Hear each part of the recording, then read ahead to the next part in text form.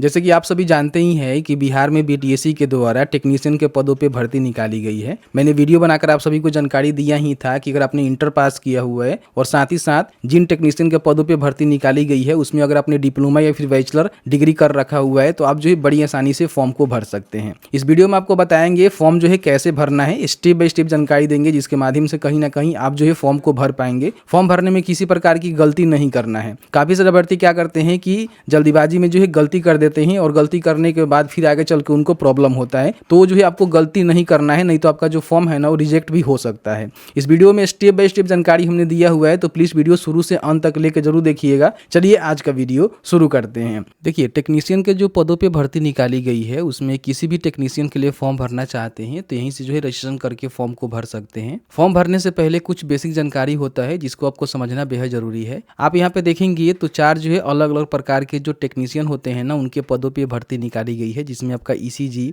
Lab, OT और x ray technician है। ठीक है, सबके लिए जो है अलग अलग नोटिफिकेशन यहाँ पे जारी किए गए हैं और सबका जो फॉर्म है ना आज से ही शुरू किए गए हैं और आप जो है 1 अप्रैल 2025 तक जो है फॉर्म को भर सकते हैं। नोटिफिकेशन यहाँ पे चेक करना चाहते हैं तो बड़ी आसानी से नोटिफिकेशन को चेक कर सकते हैं। 18 से लेकर जो है 42 के बीच में आपका उम्र होनी चाहिए। कैटेगरी वाइज थोड़ा कम बेस भी हो सकता है, इसको चेकआउट कर लीजिएगा। बाकी नोटिफिकेशन को डाउनलोड करेंगे तो सभी जानकारी आपको देखने को मिल जाएगा और इससे पहले हमने वीडियो बनाकर भी आप सभी को जानकारी उपलब्ध करवा ही दिया था। बाकी सब जानकारी जानने के लिए और फॉर्म भरने के लिए आपको जो है शिक्षाबिंदु.com सर्च करना है। फर्स्ट में देखेंगे तो शिक्षाबिंदु.com का जो ऑफिशियल वेबसाइट है देखने को मिलेगा, ओपन करिएगा। अभी यहाँ पे देखेंगे लैब टेक्नीशियन का जो है पोस्ट आपको देखने को मिलेगा, लेकिन यही लिंक से जो है किसी भी टेक्नीशियन के लिए फॉर्म भरना चाहते हैं तो फॉर्म को भर सकते हैं। लगभग जो है 6000 से अधिक यहाँ पे पोस्ट रहने वाले हैं। अलग अलग टेक्नीशियन के जो है अलग अलग पोस्ट है, जिसकी जानकारी जो है नोटिफिकेशन में आप चेकआउट कर सकते हैं। ठीक है, बाकी यहाँ पे देखेंगे तो बताया गया है कि इसमें जो है आपका एग्जाम होगा 75 अंक का और 25 अंक आपको जो है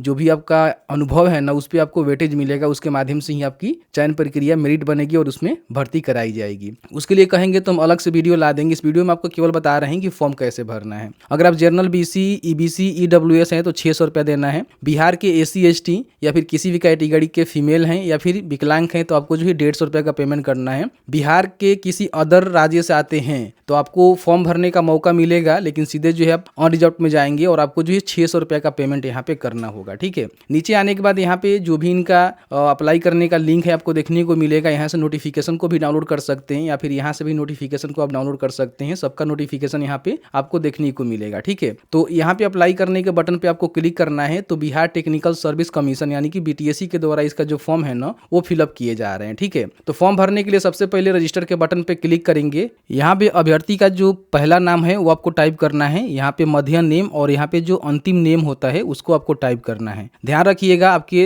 मैट्रिक के सर्टिफिकेट पर जिस प्रकार से आपका नेम है ना उसी प्रकार से आपको यहाँ पे टाइप करना है। अगर आपने मैट्रिक के बाद कभी भी अपना नेम चेंज किया हुआ है तो आप यहाँ पे यस करके बता सकते हैं। उसके लिए आपको गैजेट नोटिफिकेशन देना पड़ता है, लेकिन अगर आपने चेंज नहीं किया हुआ है तो सीधे यहाँ पे नो करेंगे। यहाँ पे जो भी मैट्रिक के सर्टिफिकेट पर डेट ऑफ बर्थ है ना वो आपको यहाँ पे लिखना होगा। जैसे कैलेंडर के माध्यम से आप यहाँ पे चूज कर सकते हैं। सबसे पहले अपना ईयर जो है वो सिलेक्ट करेंगे यहाँ से। ठीक है, और उसके बाद जो भी अपना मंथ है और डे है उसका सिलेक्शन करेंगे तो ऑटोमेटिकली आपका जो उम्र है ना यहाँ पे बता दिया जाएगा। यहाँ पे अपना जो जेंडर है वो बताना है कि मेल है कि फीमेल है, दोनों जो है फॉर्म को भर सकते हैं। यहाँ पे एक मोबाइल नंबर आपको देना है और उसी मोबाइल नंबर को कंफर्म करना है। यहाँ पे एक मेल आईडी और उसी मेल आईडी को कंफर्म करेंगे। ठीक है, ध्यान रखेंगे जो भी मोबाइल नंबर मेल आईडी दीजिएगा आपके पास होनी चाहिए और उसके बाद जनरेट ओटीपी के बटन पे क्लिक करेंगे। यहाँ पे कैप्चा आपको देखने को मिलेगा, कैप्चा को यहाँ पे फिल करना है, सबमिट के बटन पे क्लिक करना है। यहाँ पे आपके जो भी मोबाइल नंबर है उस पे भी ओटीपी सेंड कर दिया गया है, जिसको डालकर वैलिडेट के बटन पे क्लिक करेंगे। उसके बाद आपके मेल आईडी पे जो ओटीपी गया हुआ है उसको यहाँ पे डालेंगे, फिर इसको भी वैलिडेट ओटीपी के बटन पे क्लिक करेंगे।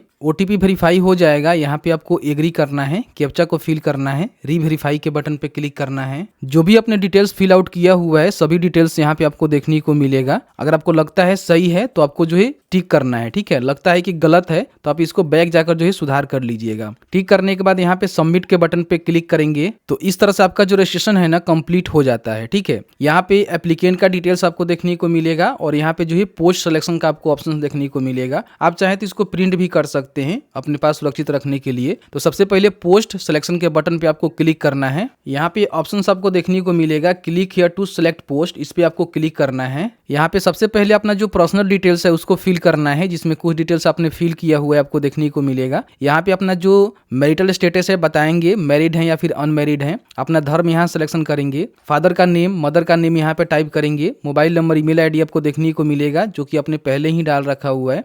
यहाँ पे पोस्ट डिटेल्स में आपको कौन से पदों के लिए आवेदन करना है उसका जो है सिलेक्शन आपको करना है। ध्यान रखिएगा यहाँ पे नोटिफिकेशन को डाउनलोड कर लीजिएगा। जैसे कि मान लीजिए मुझे लैब टेक्नीशियन के पदों पे आवेदन करना है, तो इस पर क्लिक करेंगे तो इसका नोटिफिकेशन यहाँ पे देखने को मिलेगा। इसमें देखेंगे अगर आपने इंटरमीडिएट जो है भौतिकी विज्ञान, रसायन शास्त्र, जीव विज्ञान अंग्रेजी के साथ किया हुआ है और साथ ही साथ मान्यता प्राप्त संस्थान से प्रयोगशाला प्रौद्योगिकी में डिप्लोमा या फिर बैचलर डिग्री आपने किया हुआ है मेडिकल लेबोरेटरी में, तो आप यहाँ पे फॉर्म को भर सकते हैं। ठीक है, बाकी यहाँ पे उम्र सीमा भी आप देख सकते हैं, कम से कम 18 वर्ष आपका उम्र होनी चाहिए और अपर एज देख सकते हैं, कैटेगरी वाइज यहाँ बताया गया है, तो इसको आप जरूर चेकआउट कर लीजिएगा। ठीक है, सब में देखेंगे तो इंटरमीडिएट के साथ जो है रिलेवेंट क्षेत्र में जो है डिप्लोमा या फिर बैचलर डिग्री मांगी गई है, जिसको आपको फुलफिल करके जो है फॉर्म को भरना होगा। तो जो भी पोस्ट के लिए आप फॉर्म भरना चाहते हैं उसका सिलेक्शन यहाँ पे करेंगे, तो इस तरह से उसका सिलेक्शन हो जाएगा और उसका जो विज्ञापन संख्या है वो भी आपको यहाँ पे देखने को मिलेगा। अब यहाँ पे अपना डोमिसाइल और कैटेगरी का जो डिटेल्स है ना वो आपको बताना है। ठीक है, अगर आप इंडियंस हैं तो यहाँ पे टिक करेंगे। देखिए बिहार के हैं तो यहाँ पे यस करेंगे, नहीं है तो नो करेंगे। तो यहाँ पे स्टेट आपको बताना होगा कि आप जो है कौन से स्टेट से फॉर्म को भर रहे हैं और सीधे जो है अनरिजर्व्ड में आप जाएंगे। किसी प्रकार की कोई भी रिजर्वेशन का जो बेनिफिट है आपको देखने को नहीं मिलेगा। लेकिन बिहार से हैं तो यस करेंगे, तो अपना जो कैटेगरी है बताएंगे। अगर आप SC ST हैं तो उसके लिए आपको जाति देना होगा। BC BC हैं तो इसके लिए NCL जो बिहार से बना होना चाहिए वो आपको देना पड़ेगा। अब इसका सिलेक्शन करेंगे तो अपना जो कास्ट है वो बताना हो आप किस कास्ट से आते हैं। ठीक है, उसके बाद नीचे आने के बाद यहाँ पे कैटेगरी सर्टिफिकेट, अगर आप SC ST हैं तो SC ST का जो जाति प्रमाण पत्र होता है वो आपको बनवा कर देना है। अगर आप BC BC हैं तो NCL सर्टिफिकेट का देना है और EWS हैं तो EWS सर्टिफिकेट की जानकारी आपको भरना है।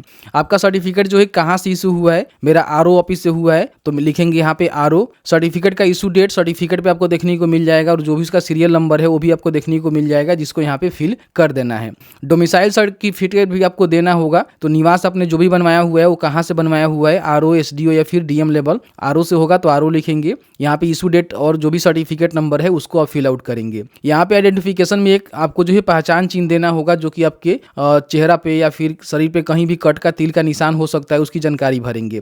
यहाँ पे एक प्रूफ आपको देना होगा जिसमें PAN card, driving licence, voter ID card, passport या फिर अदर भी आपके पास कोई डॉक्यूमेंट है जो कि आपका आइडेंटिटी प्रूफ करे वो आप दे सकते हैं। तो मेरे पास पैन कार्ड है, पैन कार्ड का सिलेक्शन करेंगे तो यहाँ पे पैन कार्ड नंबर को डालना है और पैन कार्ड पे जो भी नेम है उसको टाइप करना है।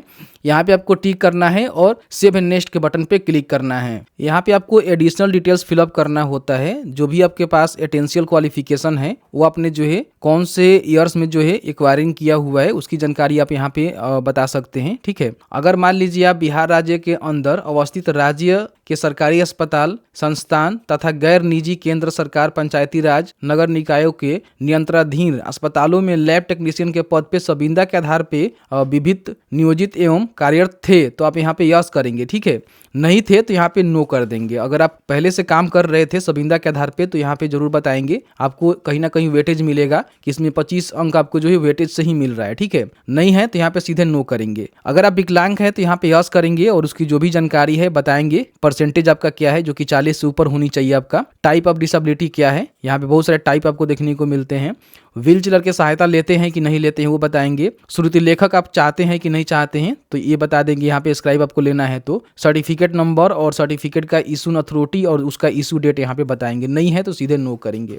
फ्रीडम फाइटर के आश्रित हैं क्योंकि इसमें जो है बेनिफिट आपको मिल जाता है। अगर आपके पास प्रमाण पत्र है तो इसको यस करेंगे, तो यहाँ पे बताएंगे किस प्रकार की आप स्वतंत्रता सेनानी के नाती पोता है कि क्या है, उसका सीरियल नंबर क्या है और इशू अथॉरिटी और इशू डेट क्या है। ठीक है, नहीं है सीधे नो करेंगे। अगर आप परमानेंट एम्प्लॉय डिटेल्स देना चाहते हैं, अगर आप बिहार राज्य का स्थायी कर्मचारी हैं तो यहाँ पे यस करके बता सकते हैं। ज्वाइनिंग डेट, फिर आपने रिव्यूइंग डेट आपको बताना होगा। टोटल आपने सर्विस जो है कितने पीरियड में किया हुआ है और आपका पे स्केल क्या था। ठीक है, वो बताएंगे। नहीं है सीधे यहाँ पे आपको नो कर देना है, यहाँ पे आपको भरना नहीं पड़ेगा। उसके बाद सेव एंड नेक्स्ट के बटन पे क्लिक करेंगे। यहाँ पे अपना जो भी एड्रेस है ना वो अपना वर्तमान वाला यहाँ पे भरना है, पत्राचार वाला, जिसमें एड्रेस लाइन 1 में अपना जो भी विलेज होता है, 2 में पोस्ट और पुलिस स्टेशन होता है वो आपको मेंशन करना है। यहाँ पे अपना देश बताएंगे और यहाँ पे आपका राज्य का सिलेक्शन रहेगा, आप करना जो भी स्टेट है उसका सिलेक्शन यहाँ पे करेंगे और यहाँ पे पिन कोड लिखेंगे। अगर आपका मान लीजिए अस्थायी पता और वर्तमान पता दोनों सेम है तो यहाँ पे टिक कर देंगे, दोनों सेम हो जाएगा।